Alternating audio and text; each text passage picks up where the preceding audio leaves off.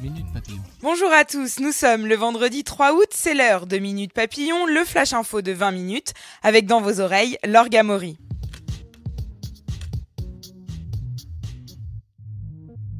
Il y a déjà du monde sur la route des vacances aujourd'hui. Bison Futé annonce un week-end particulièrement chargé avec le traditionnel chassé-croisé des juilletistes et des Haussiens. Des bouchons particulièrement nocifs en ces temps de canicule. Pour limiter la pollution, la vitesse a été réduite de 20 km/h en région parisienne et le stationnement résidentiel est gratuit. Partout en France, les autorités mettent en place des restrictions d'eau, notamment en Vendée où certaines zones sont dans un état critique. Au Zimbabwe, c'est le statu quo.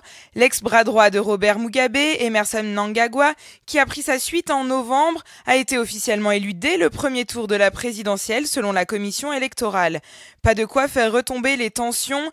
Mercredi, le gouvernement avait prévenu qu'il ne tolérerait aucune contestation après la mort de 6 personnes dans la capitale Harare lors d'une manifestation réprimée par l'armée.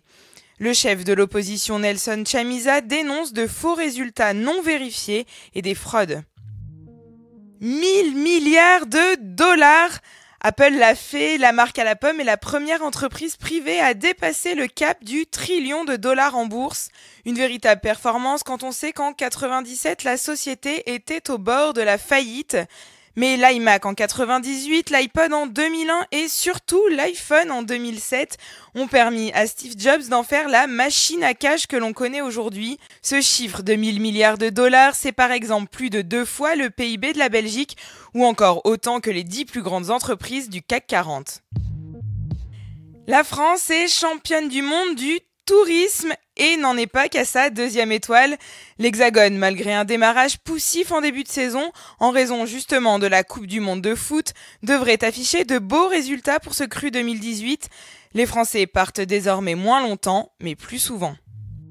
Après le foot et le Tour de France, place à la natation, à l'athlétisme, à la gym et à 9 autres sports moins exposés médiatiquement.